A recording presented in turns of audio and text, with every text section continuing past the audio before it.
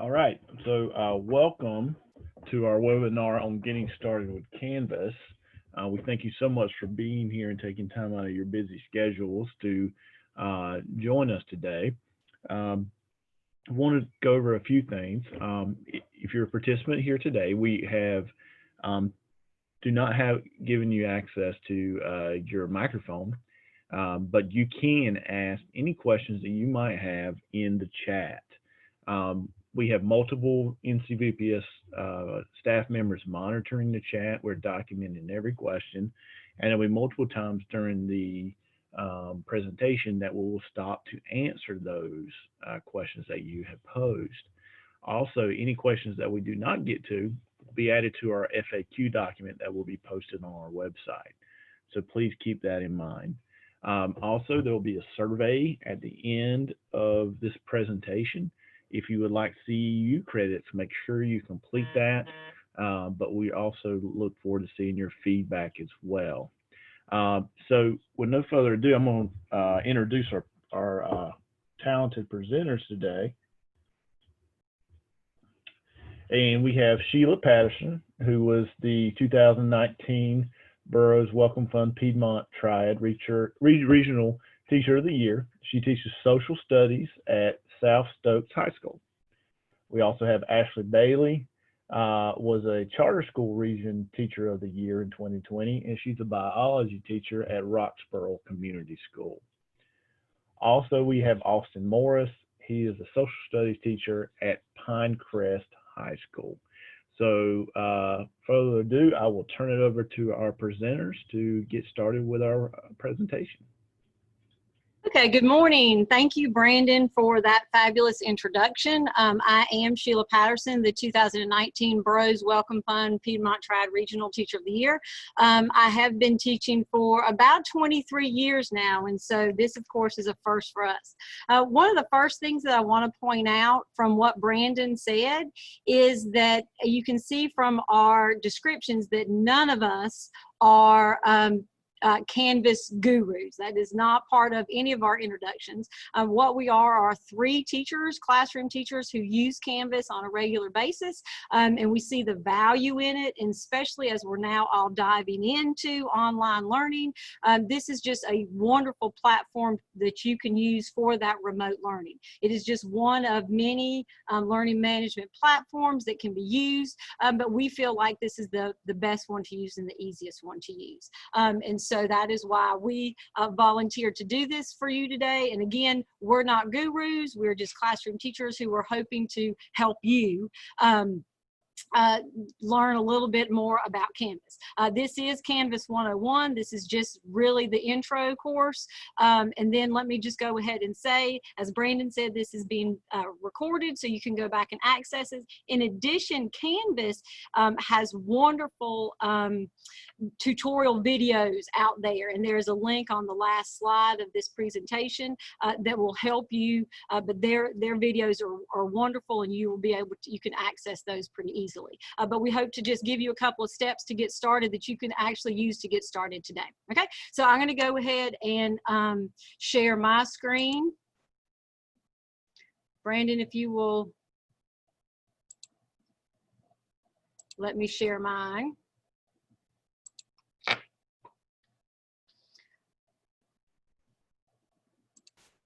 Okay, and so the first thing that I do want to just kind of share with you from our slideshow is these are the things that we are planning on covering today. Just how to set up in Canvas, and then in between each of these modules there will be time for questions. So Canvas setup, and then Ashley is going to do to direct student learning, and then at the end, Austin is going to attack some Canvas tools and tips. So what we have done is we have gone ahead and set up a practice Canvas course to kind of guide you through. So let me start off by saying a couple of things. Number one, a lot of your districts may already have access to Canvas, and potentially you haven't been using it, or you have just used it a little bit. So if your district already has access to Canvas, then you should be able to to get Canvas easily through your district. If your district does not have Canvas, then it is very easy to set up Canvas for yourself through, you just Google Canvas instructor and you can easily sign up for a free course. And that is actually how we set up this course today, is through the free module. And you can just see right up here in the corner, it says free for teachers. And so that is how it's easy to do that. Once you set up your, once you get to this Canvas dashboard, and this is the landing page, this is the first page that you will always see. Once you get there, if your district has been using Canvas, then your courses will probably already be populated. You'll already have information of your courses in there. If you are setting up your own, then what you will see is you will get this guided course template. And that is an easy way, a step-by-step to lead you through the setup process, okay? And how do you add courses to it if it has not already been populated? Very simple. Right here on the right hand side, you just click start new course and you name a course. As you can see, I've played in here with a couple other ones, but we will just name this. For instance, say I was teaching English 1 Honors. English 1 Honors, create a course, and then I automatically have that course in a tile loads for me, okay? And so it'll go ahead and take you to adding modules. So let me just go back and show you. It will have added a tile for you that says your English course. And of course, because several people are probably using this at the same time, it is going to be, it is sometimes a little slow. So on your dashboard, you will see it has added the English 1 Honors course, okay? To begin working in that course, you simply click on that tile. It's going to bring up the modules. Modules is the way that you organize your information. And so simply click add module. You're going to name your module. Again, you can see ones that I have used in the past. For online remote learning, it's probably best to give your module the name of the unit that you're covering in addition to when you want it to happen. So for instance, so in English 1, say we are studying Romeo and Juliet. And we're going to be doing that the week of March 30th. And that way they know that this is not only what we're covering, but when we'll be covering it, add a module, okay? Now, you have to add modules, you have to have modules in your course, and your course needs to be published so that you can invite students to it, okay? And so how, again, if your district already uses Canvas, then your courses should be populated with your students in there. If not, then you simply click People. On the right-hand side, you click Add People, and then you simply put in the school email addresses of your students. So for instance, I'm going to use my neighboring teacher as an example. I'm going to invite her to join this fabulous English course that we're going to see. Now, I'm going to add her in there. And then you have roles down here. Here's the great thing about Canvas too, especially during this very difficult time, if you can have multiple teachers working in the same course. So for instance, if there are multiple teachers teaching English 1 at your school, you can add them as a teacher and it shows up on there, that tile shows up in their Canvas. And so you can simply both be working in the same course together instead of everybody reinventing the wheel. Okay, but in this instance, I'm going to pretend like Miss Boo is my student. I'm going to click Next. She'll be added to the course, add users. Sometimes you get the message, a lot of times you'll get the message that they aren't in the system. You just have to click Add to the system and they will be in there. It will then send Miss Boo a email to ask her to join that she's been invited to join the course. Once she accepts that invitation, then she is in the course. Okay, so let's go back. So that, so again, here's you can always hit dashboard. It comes up with your courses. I'm just going to go to our sandbox course, which is the course that we've kind of created for this group. And so, oops, excuse me, wrong one. That's my real one. Well, that's my real one too. Oh yeah, this is the one we had, sorry. Okay, so module 1. So we set up classes and courses. We just did that. That's simply add a course. we invited students. And so now I'm going to talk a little bit about adding the content in. Okay, and I'm going to go back to that English one so you can see it when it's blank. So what you'll do is, so you have this, your course that you have set up, you've invited your students, here's where you start delivering content. Here's my module, okay? And then anytime you want to add another module, you go there. But within the module, then you're going to decide that is where you're going to deliver content. For instance, for the most part, I use pages to deliver content. So you go to page, new page, you're going to name that page. So whatever, so this could be Monday, March 30th, I know that was yesterday, work. Okay, and so this can be what you want them to do that day. And so then you click on that. You go to edit up here in the right-hand corner, and then that is where you just begin typing. Now, pages are great because these basically you can use as hyperdocs. And so you can see there's linking up here. You can type lots of information, what you want them to do for that day. I'm going to show you an example of a page that I use and currently using that my AP students are currently using today. Okay, and it looks like this. So this is just the information about pages. And then here is a page that is below is an example of content delivery. Okay, so this is what my students see. This gives them a little information. And then within here, I can link all kinds of stuff. You can link Google Docs. You can link to other web pages. You can do all kinds of linking here.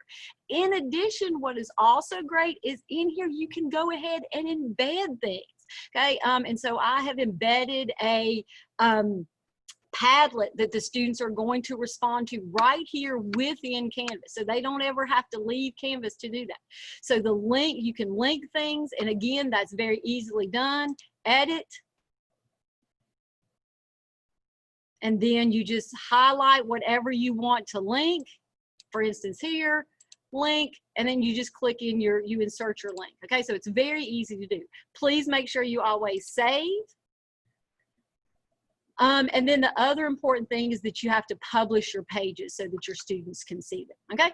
But pages is the way that I deliver most of my content. And especially, I mean, and a lot of times I find myself, with this remote learning, I find myself simply typing as I would be saying it to them.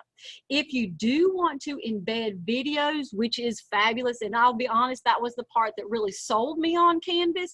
That is a little bit more, it is just a tad bit more difficult than just, you know, typing, but really once you do it, it's really not that much harder. And for us remote learning, it is, the videos are really the key because there's videos out there on everything. We're making videos of ourselves. And so it is just, it's fairly simple to do. And I'm just going to take just one last moment and show you how to do this. So to embed a video, okay? What you're going to do is find your video. This one is on the New Deal. I'm going to hit share. And you're going to look for the embed code. So anything that you want to embed, look for an embed code. This is Edpuzzle. This is Padlet. These are videos. This can be discussion boards, all kinds of things. If you just go to the share, a lot of times you'll find that embed code. And and I'm not a coder, so this is foreign to me, but simple enough that I can use. You simply copy that embed code. Okay, you go to edit, and then you're going to go to the crazy where it's HTML editor, and when you click that, then you're going to get the rich content editor, and this is code. And so don't worry about it. All you have to do is simply go down to and I usually put in my videos or my embedding at the bottom so I don't get confused with the other coding, but you simply paste that embed code in there, bibbidi bobbidi boo, and you now have your embedded video. And the kids don't ever have to leave Canvas in order to do that, okay? And so I have found that to be incredibly, incredibly helpful, especially again with remote learning. So what I have covered with you today is setting up, how to set up those classes and courses, then inviting students, modules, pages, assignments, and all the oh my, Ashley and Austin are going to cover, and then I've done embedding videos. Again, I hope that this has been helpful, and also, as I said, you not only can you go back and view this video, you are going to Canvas has lots of videos out there that you can definitely access. Okay, and so I'm going to turn it back over to Brandon. I'm going to stop sharing my screen. I'm going to turn it back over to Brandon and allow him to answer any questions. All right, thank you so much. I think Biddy Bobby Boo is going to be my new term for the next few weeks when we're doing these, but thank you so much for that. Had some really great discussion in the chat, guys. Keep them coming. Just going to touch a little bit about parent access and giving access to the parent. Now, this all depends on your district policies, as well as whether or not you're using a certain version, whether you're having a paid version or a free version. But always check with your parents. Check with your district about what is allowed when sharing access with parents. But for our presenters, can you guys share any examples of how you've collaborated with parents or communicated with parents using this new online medium, or anything you would like to share on that? I have several times added in, this is Ashley, by the way, hello everyone. I have added in parents as observers in my Canvas classes when they have requested that. I will say, honestly, for parents not working in it every day, sometimes I tell them it is much easier to simply look over their child's shoulder and let their child talk them through, say, please show me what you have as your assignments for today, and then let them send me questions as they have it. But I would highly recommend, if you are introducing this to students or parents, to do a little video for them where you do a screen share, where you maybe describe the features that you will be using to start off with, just to familiarize everyone with your content and your layout. And I will piggyback on that. There is a parent app. There is a way that that parents can be added onto the course without necessarily being an observer in the course. Our district has done that. You can talk to your district tech person, your district Canvas person, to find out how that goes. But there is a particular way that parents can be added to the course.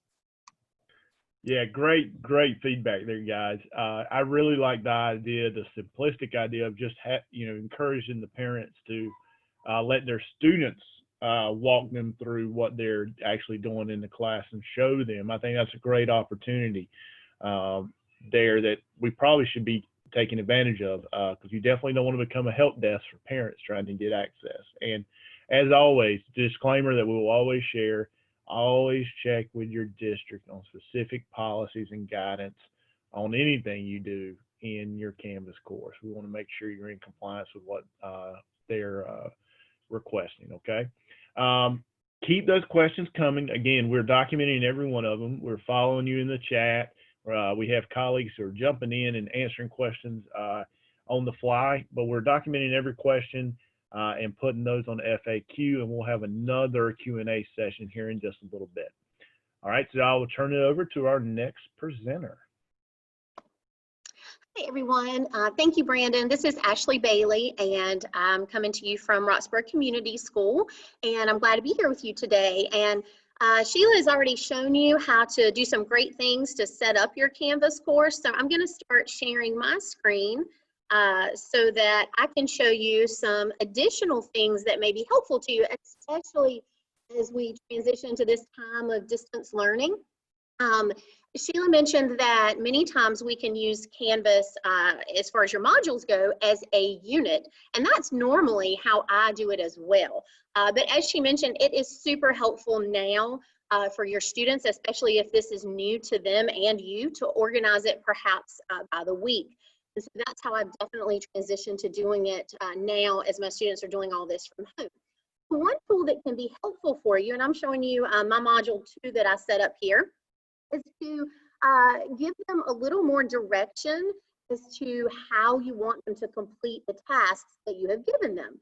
I find it very helpful to ask them to complete tasks in sequential order. For example, I might be giving them information to start off with, whether it be notes, background, and then I want them to read that first, and then I want them to move on. So you can see I always start off mine with please read all, and those are usually my specific directions for the week and what I need them to make sure to do, and that is a page, as Sheila mentioned. So one tool, if you look here, there are 3 dots beside my module title, and when I click on that, it's going to show me the edit button, and so I can actually go into my module settings and do a couple of things. Right here where it says requirements, if I click add requirement, I have the option here to click on students must move through requirements in sequential order. That is a great tool. That is going to make sure that whatever order I've listed things in on Canvas, they have to do that as well. So they can't skip into, maybe the application portion before they've done the basic content. You have some other a little bit fancier options here, but I have just usually stuck to this, making sure they move through in sequential order. You also have the opportunity to lock your modules. So right now, for example, if you're working on building a module that you actually want your students to do next week, no worries, you can lock until whatever date you select. And that is really helpful because the module will not be accessible to your students until you want it to be. So when you had finished everything you wanted to do here, you would just click update module. So I'm going to cancel out of that because I'm not going to do anything with that right now for real. All right. So the next thing I want to show you is what I think can be a really tricky thing for beginning Canvas users, both as teachers and as students, and that has to do with how we submit our assignments. So this is a responsibility both on the teacher end and on the student end to understand all of the options. If you were in person with your students, you could simply post assignments on Canvas and they could complete them on paper. But now we're looking for digital options. So the good thing is Canvas gives you lots of options. You can type within the text box. You can have them submit a Google Doc, especially if you provided one, linked one within the page. Or if they're using an external document editor, they could supply a URL if they've done some type of document editor. So lots and lots of things. I highly recommend, if you're starting off from scratch with this, that you pick one way for your students to submit their assignments and just start with that. Don't throw the world at them to start with because it will be very overwhelming for them and for you. So the way that you do this, I have a little screenshot here to show you, and then I'll go through the steps with you. What will happen as you set up your assignment, you will see something that says submission type. And you can see here from the drop-down menu, I have selected online, and you can see all the different options. You can actually select multiple options at one time. Sometimes I do that, especially with my upper level students. If I'm giving them like a choice board or some different options for submission, you can certainly do that. For this example, I selected text entry, which is the simplest. And then, so in this example, you can see that I just gave them a short little assignment. I gave them 4 questions, and I wanted them to answer those 4 questions within the text box. Well, what is confusing for students to start off with, and highly confusing, it's just not intuitive, but there's a simple fix if you talk your students through this. What they will see when they go in, here they can see their assignment title. They can see if I put a due date, they'll be able to see that. And they can also see how I have asked them to submit it. So there's no question of, so-and-so, how do you want me to turn this in? It is right here spelled out for them. So they can see that I asked them to turn in via text entry box. Now, the confusing thing is to edit in the text entry box, they have to click submit assignment. That seems like what you shouldn't click because they say, oh no, I don't want to turn it in yet. I haven't answered anything. But what they need to realize is that when you click submit assignment, it actually opens up the editing box like this. So that is just something that you're going to need to talk them through. And then once you do it a time or two, it's very easy. I really recommend that if you're beginning from scratch with Canvas, give your students a practice question to practice turning in assignments. Ask them something like, what was your favorite unit that we did all year? What was your favorite activity in my class? And let them just type something simple in the text box and submit it. That way you can make sure that everyone understands the process, that it's working, and then you can give them something that really counts without the stress of not knowing how to turn it in. So And you can see down here, it's telling them this. How students know that they did this correctly, they will get a green check mark when they submit it correctly. So they finish typing their answer, they hit submit, they will actually get a green check mark that says your assignment has been submitted. If they panic and say, oh no, I didn't mean to turn it in, I didn't finish answering the last question, no worries. There is a button that says resubmit assignment. And they can actually click on that button and go in and fix anything that they need to. So that can be very, very useful too. So that is one note I do want to say. If you decide that you want to move on to submitting a Google Doc or something like that, just be aware that the first time that students access their Google Doc to try to submit it to Canvas, it will ask them to go through an authorization for their Google Drive. It's no problem. They just click all the permissions to say, yes, Canvas can talk to my Google Drive, but that may be something, again, useful to talk them through together the first time that you ask them to do that. Okay, so I want to move on now and show you a tool that I find particularly helpful when we're talking about how to best use Canvas to reach the needs of our students. You all know that within even the same class, whatever level it may be, you have students at all ends of the continuum. You have students that are ready to move on, they understand the core content, and they want to just zoom ahead and do something a little more difficult, a little more challenging, more application-based, or an extension activity. You also have students that are not quite ready and they need to go back and have some review. Canvas allows me in my classroom to do this very easily. What I've shown you here is that I have 3 assignments that all are talking about cell contamination. I've intentionally named them in a very similar way so that if I give my students this assignment, I can say, okay, I need you to complete your cell contamination assignment. On the student end, they can only see the assignment that I specifically gave them, and they're only going to have one.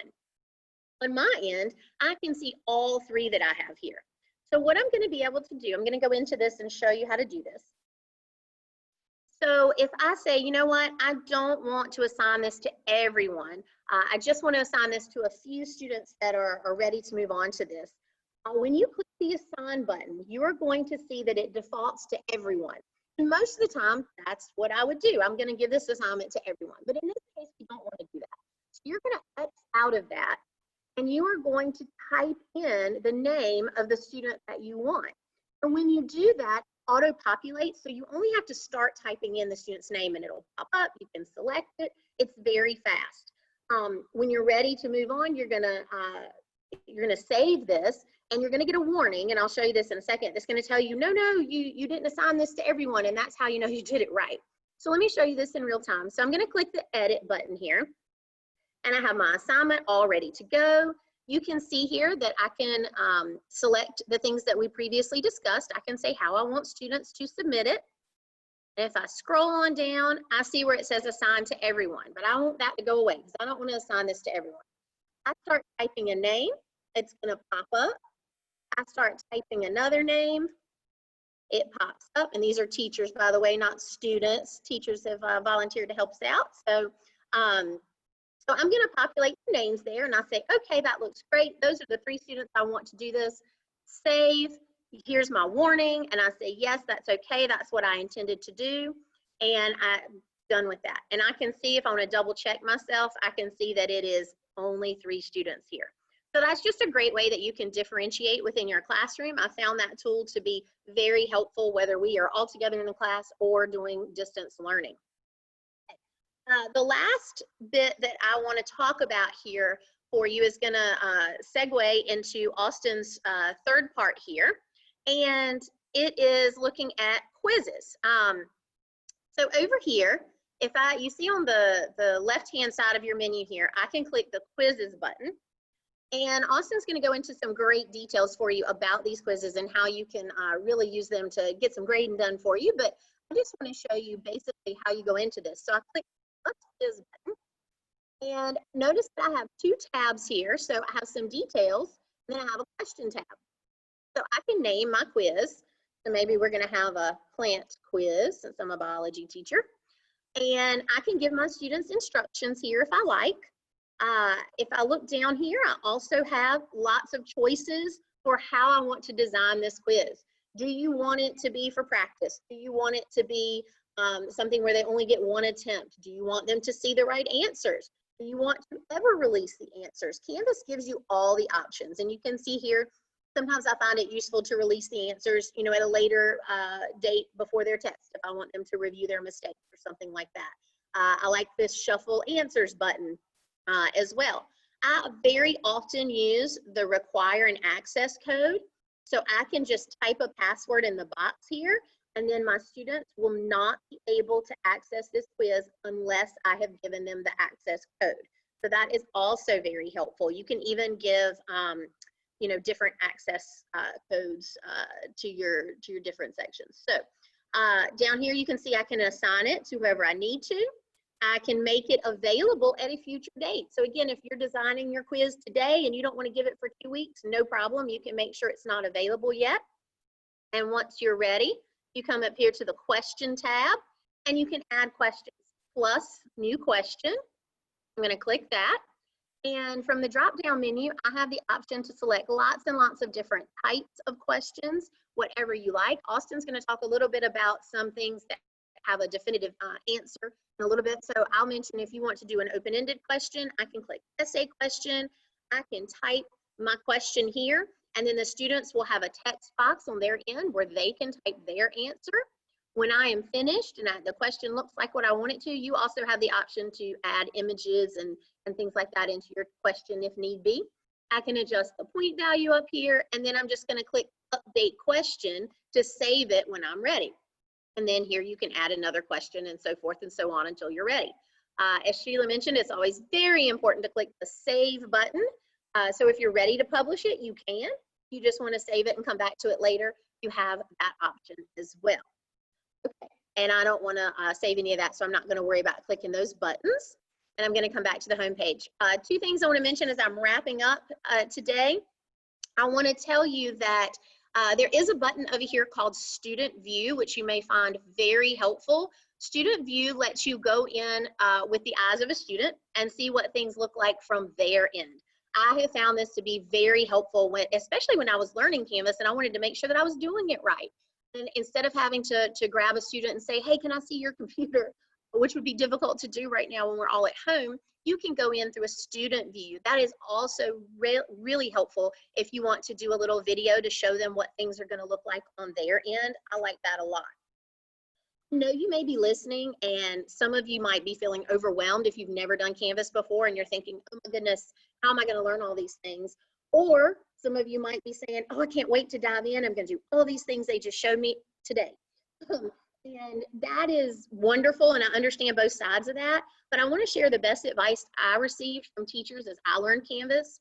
They told me that my course would not look like theirs right away, that it takes time to build a Canvas course, and they were so right.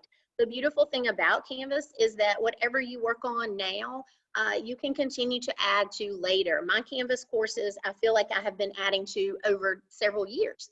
And I've learned something along the way each year and added to my Canvas course, and that's okay. So don't feel the pressure to throw everything in there all at once. My advice to you is to pick a few things that you and your students can handle and do those well. Add things one at a time, and it will be a much smoother transition for all of you. I really thank you guys for listening. I hope this has been helpful information. I'm going to stop sharing my screen now, and I'm going to turn it over to Brandon for questions. Thanks all. Thank you so much. Really great presentation. And we've got some really great questions coming in. But to be honest, Ashley, you answered many of them. So the only question that we have, and I'm going to save this for our next presenter, Austin, can you use the same quiz more than once? And I think he's going to touch on that in our next session. Okay. But our panelists and our colleagues from North Carolina Virtual Public School have been answering your questions in the chat. Remember, we are documenting every question, and we will put those in the FAQ that we'll post on our website, along with a recording of this webinar that you can review when you need to, or share with other faculty members at your school. So with that, I will turn it over to Austin for his portion. Hi, everyone. This is Austin Morris. I am a social studies teacher at Pinecrest High School in Moore County. I want to welcome you all again. I appreciate everything that Sheila and Ashley have done to really lay a great foundation for a discussion of Canvas. I agree with so many things that they have said. I think they've given us a great overview, and I'm going to try to continue that and add some additional tips here. I also really appreciate the great comments and questions that I have seen pouring in, as well as the NCVirtual staff has done an outstanding job answering those questions and providing additional information in the comments sections. So just want to thank everybody for participating in a great presentation so far. I'm going to do my best here to share my screen, and hopefully you'll be able to see the Canvas course in just a moment. To echo something that Ashley has said, I found that building a Canvas course is really a cumulative process. For me, I think this is my maybe sixth semester using Canvas, and it's gotten a little bit better every semester. I've gradually added materials. You can carry over by copying your Canvas course from semester to semester. There's always a lot of trial and error in the process of building a Canvas course, but I find that as you go along, each time, each semester, you make it a little bit better. It constantly evolves. And also, as Sheila and Ashley were saying, no two Canvas courses have to look alike. Canvas is very versatile. It contains many different tools and options. And at my school, I know our most successful Canvas teachers, we all have courses that look very different from each other because it is a very sort of versatile, malleable platform, and it has a lot of options to customize as you go.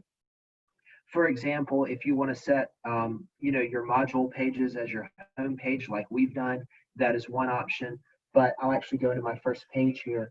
You can actually set any page on Canvas as your home page. If you click your three arrows, and if you say use as front page, that can make any page your home page. A lot of teachers have pages with a lot of images, maybe a picture of themselves, and some key content for the course that they use as a special front page. But Canvas is very versatile. There are a lot of different options. So I want to get into the first option here, and this is something that Ashley and Brandon had touched on already. I really enjoy the process of creating quizzes that grade themselves. In response to a question that was asked, a great question by one of our participants, quizzes can be reused infinitely. And once you've done the work of creating a quiz in Canvas once, you can use that quiz infinite times throughout the semester that you're in to allow your students an easy process for retakes. And also in future semesters, there's no need to reinvent the wheel with Canvas. So this is a great process that it is a little bit more work on the front end to input your information into Canvas, but once you've gotten through that front-loaded work, it gets easier and easier and easier, and it can be a big time saver, and it is for me right now. The more that you have used Canvas, the easier it gets. As Ashley mentioned, there are two different question types sort of conceptually in Canvas. There are subjective or open-ended answer choices like short answer and essay format. The teacher will always have to grade those manually. There's no way the computer could grade any type of subjective answer. And that's something that, is our job as teachers to give good feedback on those types of open-ended questions. However, other question formats like multiple choice or true false or matching or answer choices of that nature would have an objective right answer. So anytime you have the one right answer, what you're able to do is designate a right answer in Canvas and have the quiz grade itself. The students can actually get automatic feedback as soon as they hit the button that says submit. It'll pop right back up. Okay, you got an 80 on this quiz, you got a 92 on this quiz, you got a 100 on this quiz. And the students get that feedback instantaneously. You could actually have that grade go straight into your grade book. I'll go over that in just a minute. And something that I really like to do, I think the real value here for my students is not just that it saves me time and lets me use my time more efficiently, but even more importantly, if the student comes back later in class and they say, okay, I missed a question, but I've researched it and now I know what I should have said, I let them retake the quiz. Or even a week later, if they say, I didn't really understand this concept, but we've done some remediation and reteaching and now I've learned it, well, that's great. I leave the quizzes open and they can go back and retake an old assignment anytime they like for a higher grade. And that takes me 0 additional time, but it can be a great learning opportunity for the students. So to look over the information I've posted here on our Canvas course, and some of this I've already mentioned, it says self-grading quizzes are a great tool for formative assessments. This is anytime you have an objective answer where there is one clear right answer. Multiple choice matching and true and false are very helpful for that. Here's an example. This is a screenshot I created. This would be a quiz from the Citizenship and Naturalization block of Civics and Economics. And what you might be doing here is asking students to put the steps of the naturalization process in the correct order. And this is the question where there is a clear, step-by-step process. You have to go through the steps in the right order. So there is basically one right answer, so it's appropriate to use automatic grading. I would have my students, as soon as they hit submit, find out whether they got these steps in the right order, and if not, which ones they missed. And they could review the textbook, they could talk with me, they could sometimes work together in pairs, and I'd let them go back through this and keep basically trying this formative assessment until they get it right. And then I can also view the feedback on how many attempts it took each student. Something I love to see is when I see a student that goes, they take it the first time and they get a 70, they take it again and get an 80, they take it again and get a 90, and they take it again and get 100. And that's basically the process of learning. And I appreciate that this allows that to happen really easily. So the steps for doing that, you just create a quiz like Ashley told us all about. Create your questions, you'll designate correct answers. A couple of options, if you're using an automatic sync to PowerSchool, if you use PowerSchool for your grade book, you can have Canvas automatically export grades into PowerSchool. I like to do shuffle answers. That makes your answer choices appear in a randomized pattern. You could create a time limit. I usually don't, but if you want to give them a certain amount of time, minutes to take the quiz, you could. Allow multiple attempts. You could say they could have 2 attempts or 1 attempt. For most things, I give infinite attempts. And then you can set it to keep their latest score, their average score, or what I usually do to encourage retakes is the highest score. If you get a better grade, you keep your higher grade of the 2. If you want to cut off attempts at a certain point, you can assign a start date and an until date and time to cut that off. And you can also consider whether it's appropriate to let students know which answer choices were wrong, and also whether you want them to see the correct answers. This can be a valuable learning tool, but also we know as teachers, realistically, once we share the correct answers with one student, we've basically released the answer key. So you may want to think about for future usefulness and validity of future test scores, whether or not you want to tell students the correct answers or at what point you want that to be released. Here's an example of a practice quiz that I created. And this will just show how you could get instant feedback. According to Abraham Maslow, what's the first thing we need? And we know that's important during times like this. And it's actually going to start with our physiological needs, right? As of the date of this training, North Carolina public schools are currently closed through, and I believe we know right now through May 15th. North Carolina, which grade is multiplication often taught? Let's get this one wrong, just to see a wrong answer choice. I believe the answer is going to be 3rd grade, but let's say 4th grade, just so you can see a wrong answer. And then correctly match each North Carolina county with its county seat. I'm going to get a few of these right. Our county here in Morris, Carthage is our capital. And then for Wake County, let's see, I'm going to get this one wrong, and I'm going to say Greensboro, just so you can see a wrong answer. And true, North Carolina is going to create a new high school personal economics and personal finance course. If I were to say submit quiz, it's going to show me which ones I got right. That was the right answer.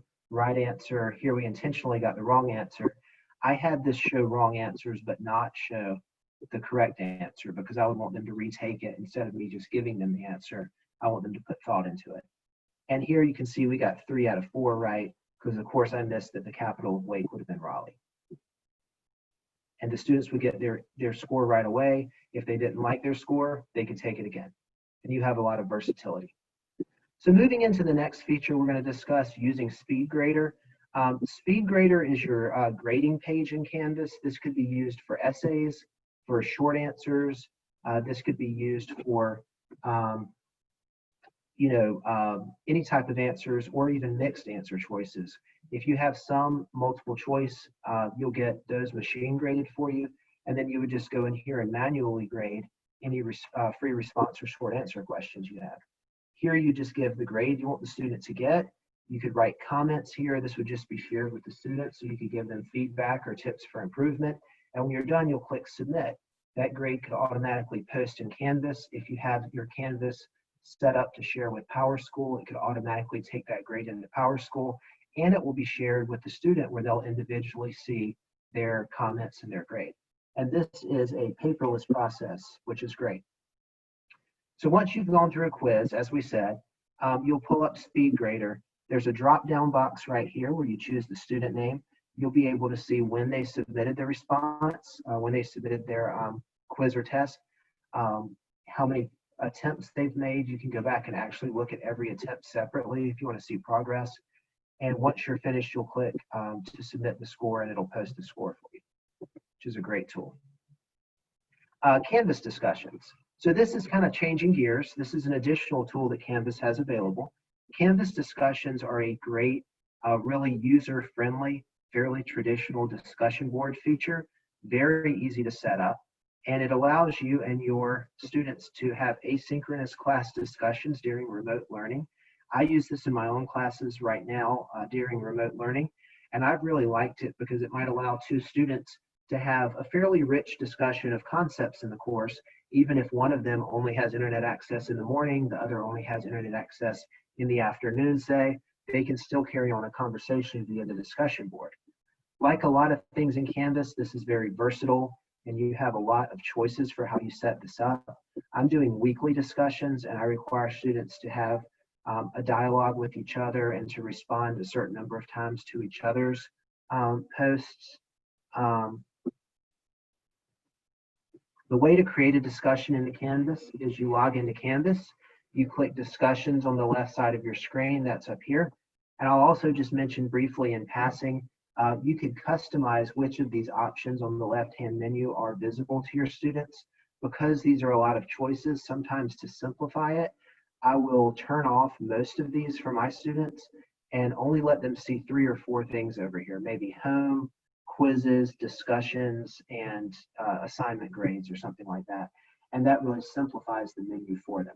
Of course, if you want them to see all the options, you can, and that's all under settings. So anyway, back into the discussions menu. To create a discussion or participate in a discussion, you're going to click here. If you're the teacher, you're going to go up here and say, there'll be a symbol up here that'll say plus discussion, and you add that. Create any discussion you like. You have options like that the students might have to post before they can see the replies. If you want to make sure they're doing original thought, that's an option. You can also control dates and times. You can control likes, reply options, whether or not there's grades, and there's a lot of customization there. So that's one more really good tool. This might be a discussion and how it would look from the student view. If we were doing a discussion as a group, I might say, tell something you like about Canvas or tell something you've learned today. And for this one, I've had it set so that you have to post before you see a reply.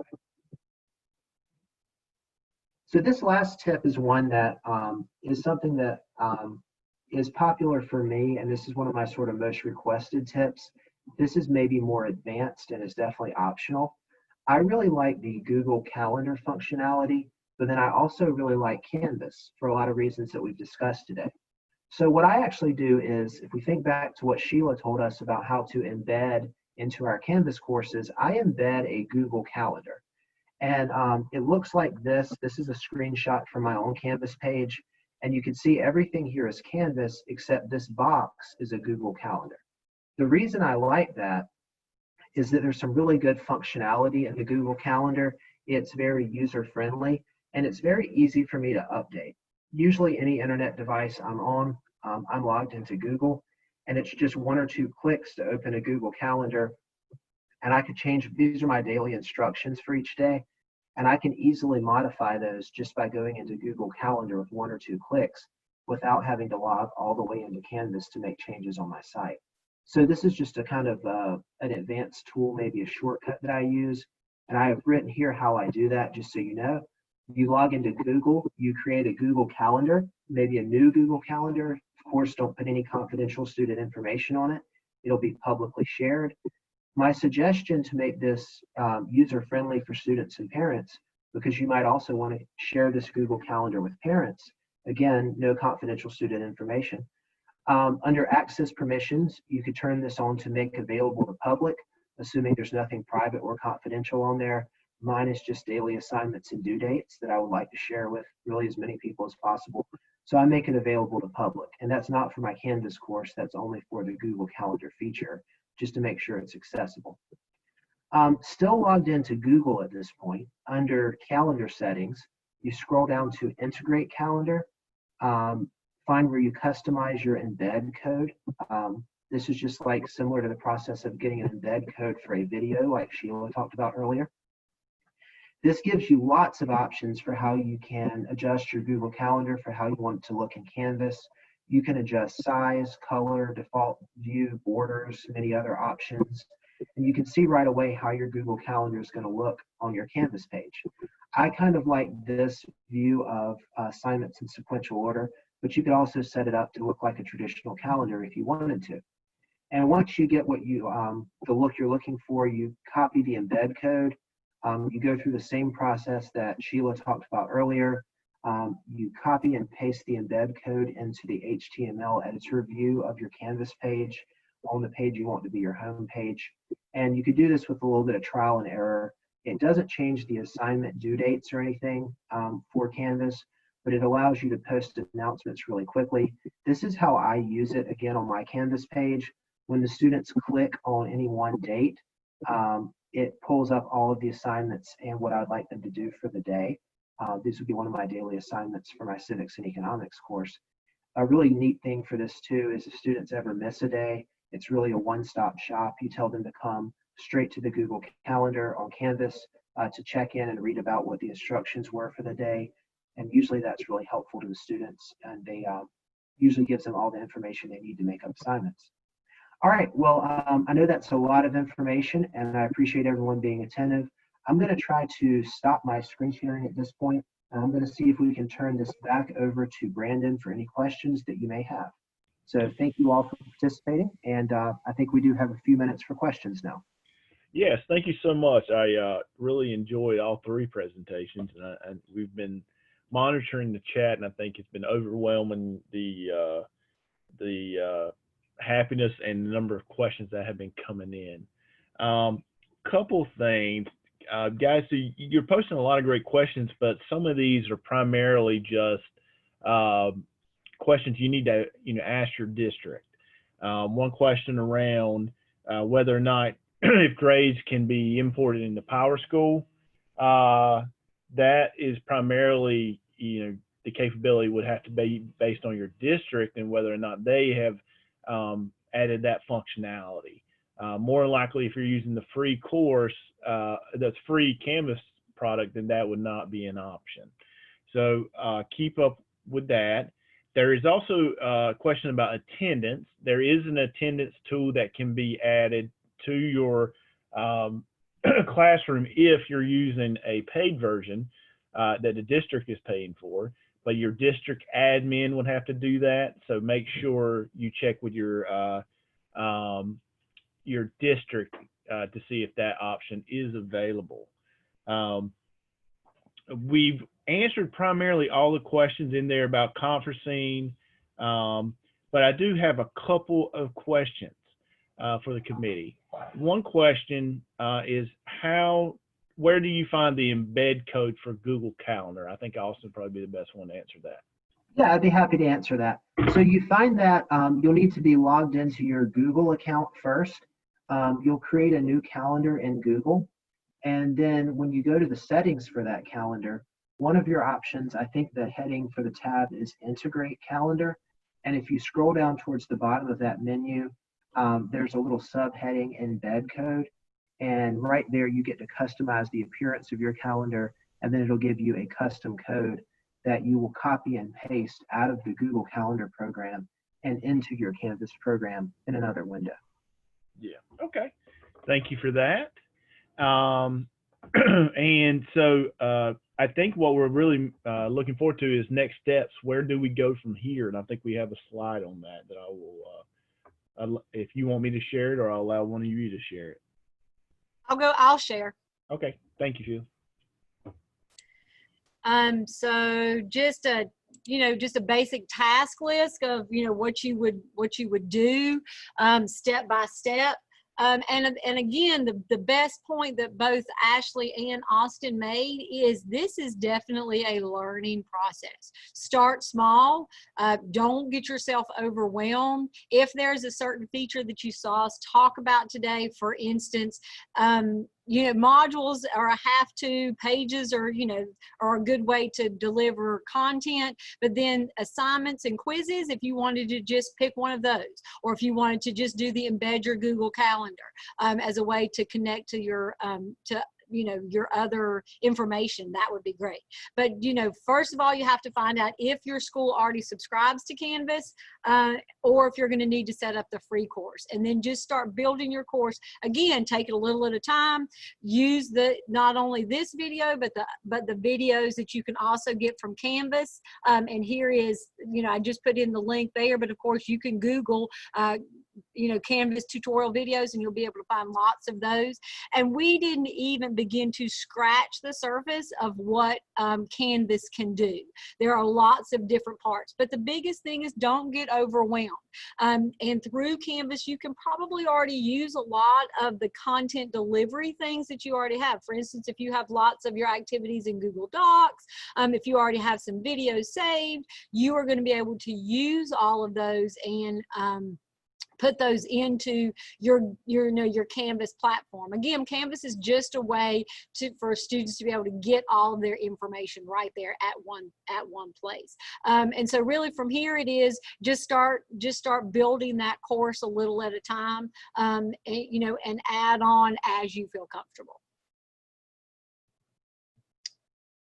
All right. Thank you so much.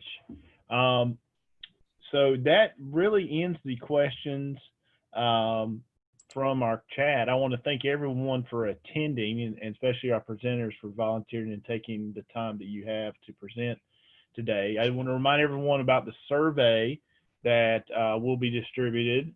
Make sure you provide feedback as well as sign up for your CEU credits. And continue to check on our website for upcoming webinars. We have several coming up in the next few weeks. And so please share those out and try to attend if you can. But thank you so much, and y'all have a great rest of your day. Thanks, Brandon. Thank you, guys.